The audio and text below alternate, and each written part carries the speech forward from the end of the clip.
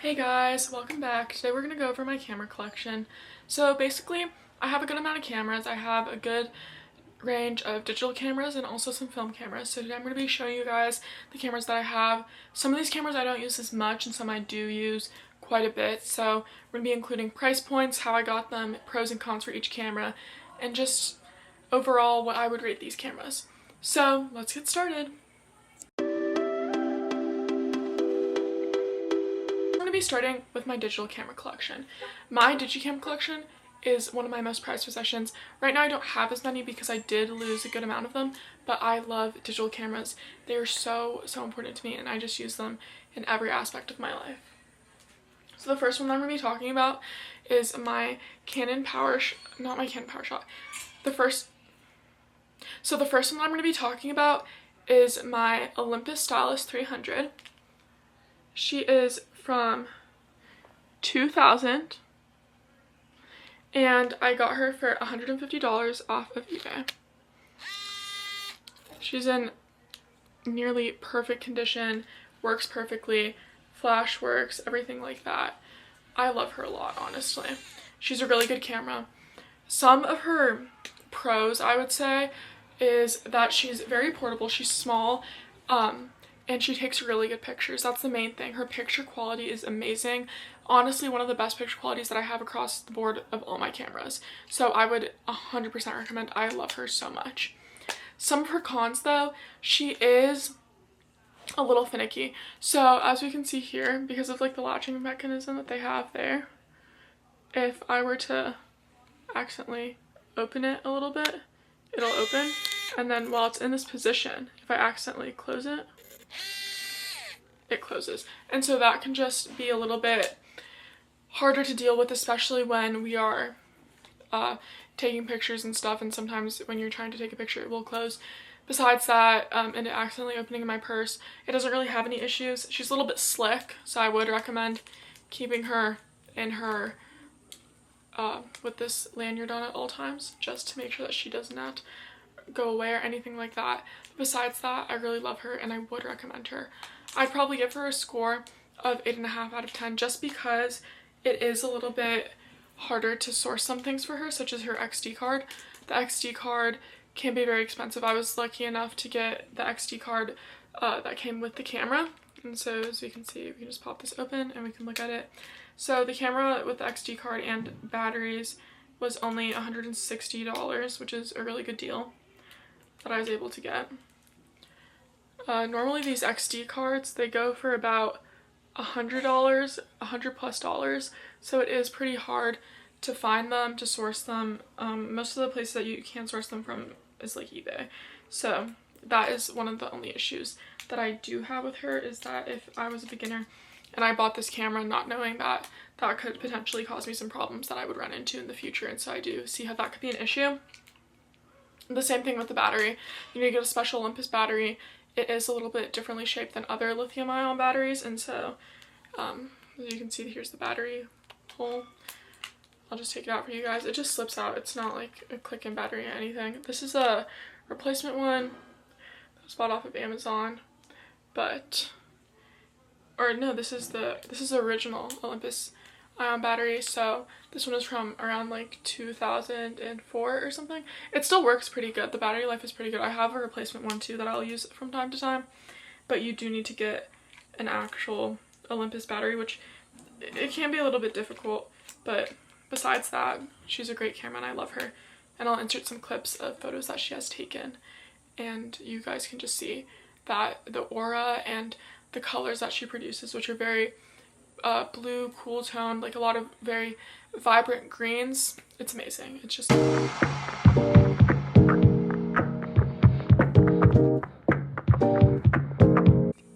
okay, cool. So next I have my Canon PowerShot Digital Elf. She's a good camera. I've had her forever. She was originally my parents' camera and they bought it around 2008 or 2007. Give or take a few years. She's been with me my whole childhood. Like, I love her. The flash works well, if you could see that. She takes good pictures. She's just a really good camera. I've taken her with me to New York, all these places, and she held up really well.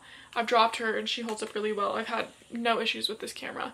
The only thing is, due to age, as you can see, there is some lifting or like separation there, but I have put it back in a little bit. It's just because the metal prongs that hold it together, they start to separate with age, and as the camera gets older, they obviously become weaker. So besides that, and occasionally I'll have some SD card reading issues, she really has no issues that are really major, anything to point out or talk about. So I really do enjoy her, and I think that she's an amazing camera. She's a little bit older, so I probably wouldn't recommend buying one today. This one was free for me, but if we were to buy this off of eBay or something like that, it'd probably be around like $100 maybe, probably a little bit less depending on where you get it from or what deals you're able to strike up with the eBay people.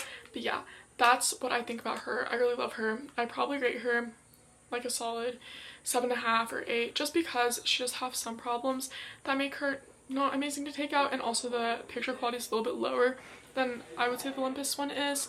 But besides that, I really do enjoy her a lot. And I'm going to insert some pictures and stuff that I've taken on her in the past couple of years so that you're able to see kind of like the aura and vibe that she gives. She's a lot more warm toned compared to my other cameras, so I do love her a lot for that. I think it's cool and it's nice to have in this collection, so that's what we're going with that.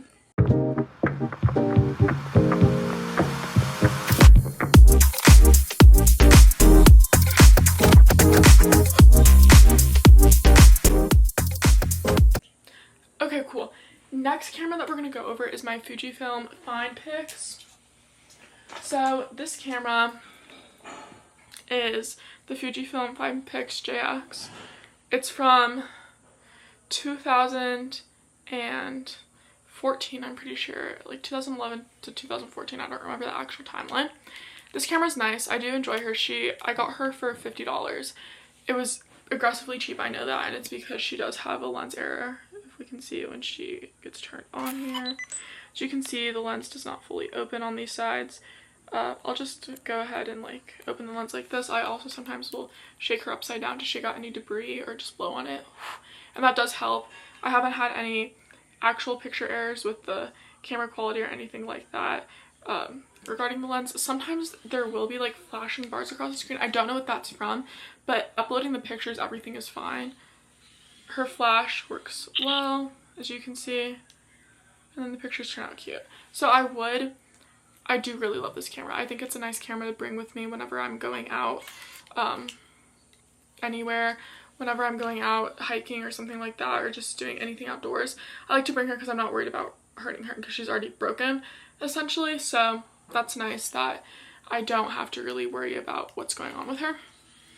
Some issues besides her being broken, I don't really love the colors that come out of this camera. I really do have to do a lot of post editing with this one, and so that is something that can be a little bit annoying, but honestly it's not that terrible, and it doesn't really sway me either way because I do like the convenience of being able to bring her places and not feeling scared.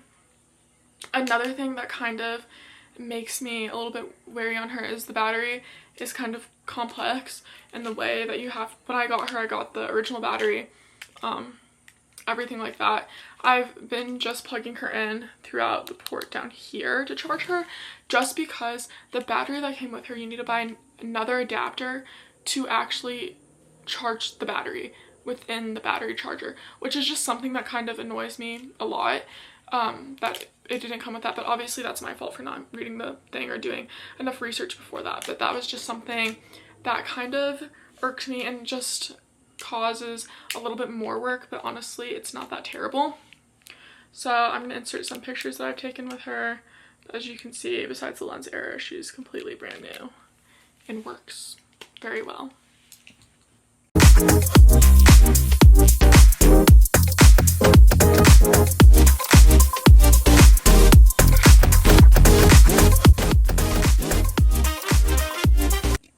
Okay, cool.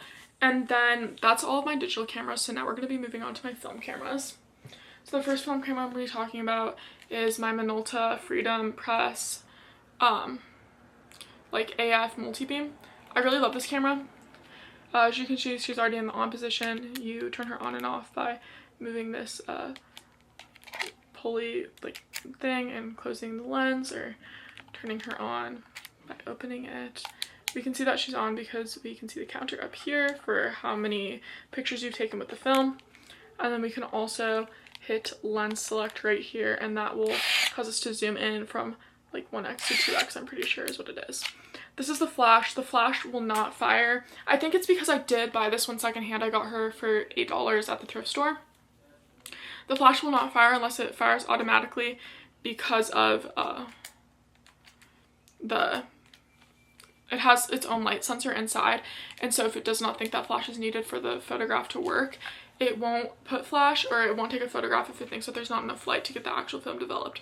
So this camera does read every code on the film, and that can be kind of annoying because I do use a lot of secondhand film that's been re-rolled into different film canisters that are not the original ISO and everything like that, so that can cause some problems along that way. But overall, I haven't had any issues yet. I'm trying out a new film right now, which is Super 8 film that's been rolled into a canister, and it was rolled into like a 400 ISO canister, so I'm thinking that it'll be fine, but I guess we will see when the actual results come back.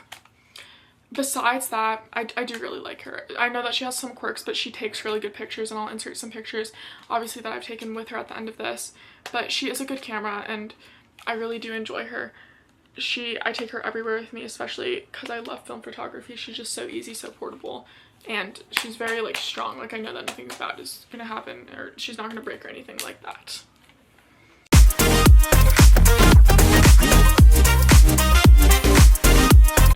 Okay, cool. So lastly, I have my Canon 81 camera. This camera is a little bit more hefty. I've had her for a while. This was the first film camera that I ever got when I was in high school. And so essentially, she's a really nice camera. This is the type of cameras that they use in settings for college and schools and all of things like that. It's fully like adjustable by hand. You can do like the ISO, frame rate, everything like that.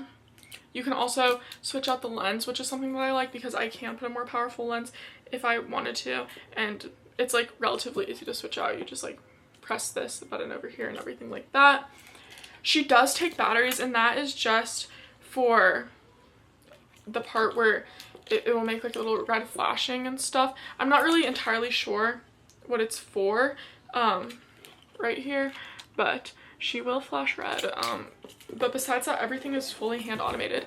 Like, you have to do everything yourself. It's not like the other one where it has a built-in light meter or anything like that. So that is obviously, if you're new to film, I think that this is a great camera. The reason for that, it's not just a point and shoot, it's an actual film camera, so it forces you to learn film. It forces you to understand the different ISOs, the different exposure rates, everything like that. That is something that is so incredibly important in film, because if you're not able to do that, you're not going to be able to grasp when you're using a point and shoot why some pictures are turning out and some are not. So I would say that's really good. I got her for, I would say, I think almost $200. I'm not completely sure because I've had her for almost like 5 years now, but this is the inside of her. She's obviously doing good. I've never had any issues. All my pictures always turn out good. I've done a lot of different types of pictures on her, like double exposures, all that type of fun stuff, and she always works out great. So I love her so much. The only downside, I would say, is that she is a little bit hard to travel with because she is pretty hefty, but overall I'd give her probably an 8 out of 10 just because it is such a good camera. And if you're looking for a film camera, 100% go with this one. And then now I'll show you guys some pictures that she does take. She can be a little bit grainy at times, but I think it really does depend on the film that you're using, obviously, as well, and also the lens that you're using. But the camera itself, I love her.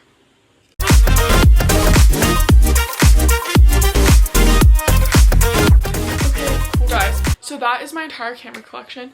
Thank you guys so much for watching. This was honestly one of my favorite videos to make.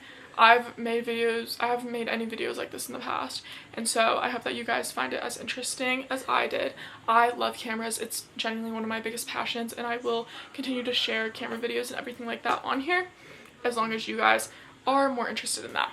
So I'm so excited to keep moving forward in this, and there will be more videos coming up soon. So thank you guys so much. I love you all. Please like and subscribe and comment down below what your favorite camera was. Bye guys. Love you.